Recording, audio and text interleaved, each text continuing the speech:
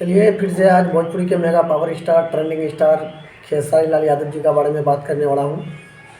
जो कि आज सारेगामा हम भोजपुरी चैनल पर एक सॉन्ग रिलीज होता है जिसका टाइटल होता है नागिन।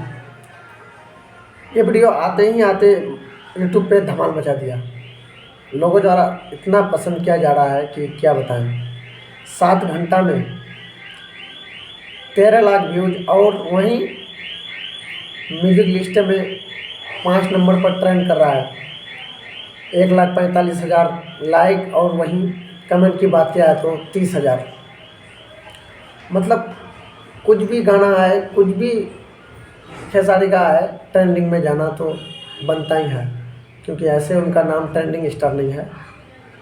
और ख़ास करके आज बात करेंगे भोजपुरी के एक चमचा जिसका नाम है गुंजन सिंह। वो हमेशा खेसारी लाल यादव जी को ही टारगेट करता है। मैं उनको बताना चाहूँगा कि किसी को टारगेट करने से स्टार नहीं बन जाओगे। काम से जवाब दो, मेहनत करना पड़ता है। 24-24 घंटा खेसारी लाल यादव अपना इंडस्ट्री के लिए काम करते हैं और मेहनत करते हैं, तभी तो हर ना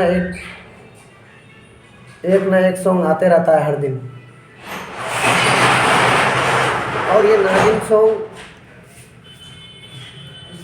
कोई छोटा सॉन्ग नहीं है, बहुत ज़्यादा रुपया लगाया गया है इसमें सारेगामा हम भोजपुरी कंपनी के द्वारा। और इसका हर दिन एक न एक नया सॉन्ग आते रहता है। इतना सारा सॉन्ग आने के बावजूद भी आप देख सकते हैं, मतलब गजब।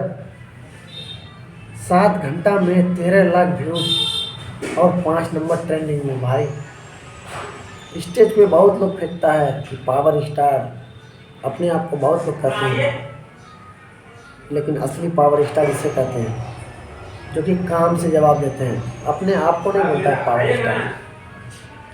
सो दोस्तों, फिलहाल यही अपडेट है।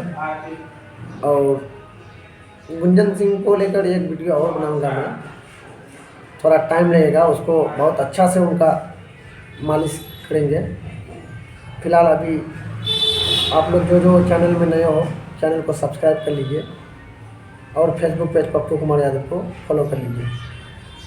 Thank you.